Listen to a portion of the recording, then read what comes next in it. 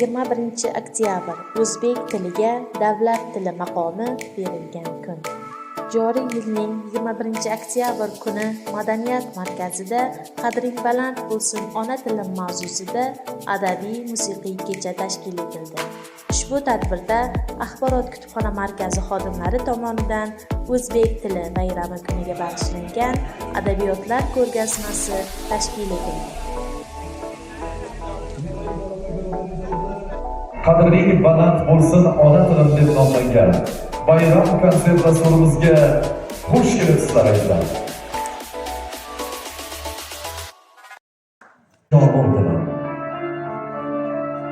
Ijro etadi tuman Axborot kutubxona markazi xodimlari.